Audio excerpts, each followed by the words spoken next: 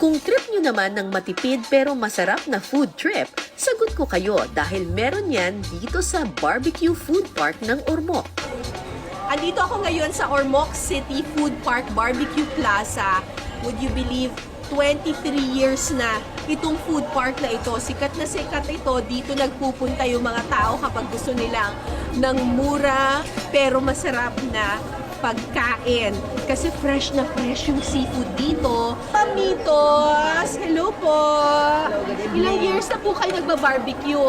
1993, nag-start yun kung luto. Wow, talaga!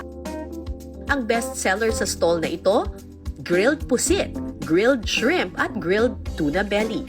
Sa kanilang grilled pusit, ipapalaman lang ang kamatis at sibuyas. Ayan, ilagay ang ulo. Tapos, stick. Ayan na. Tapos, iihawin na ngayon yan. Kuya, pakiihaw.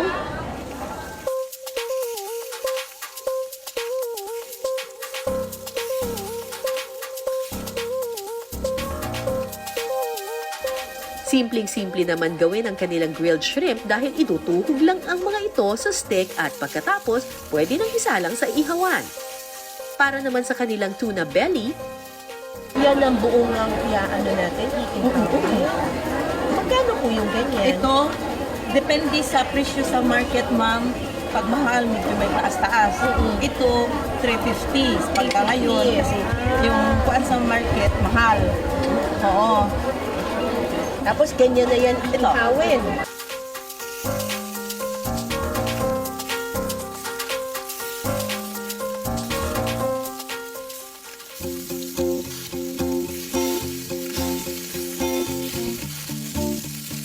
malambot pa siya. Kasi minsan yung pusit kapag nasobrahan ng luto, nagiging parang goma.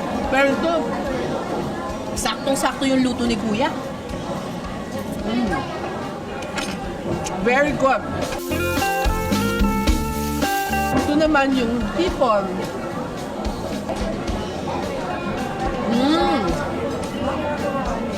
Manamis-namis yung ano nila, hipon nila.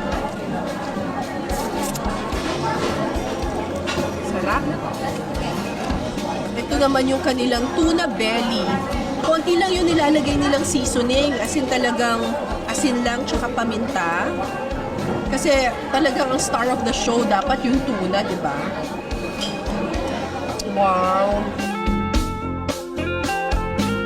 Sarap. Panalo to. Sarap. Ang sarap. Panalo yung mga seafoods. Ibang level. Iba talaga kapag fresh. Tapos inihaw mo lang siya.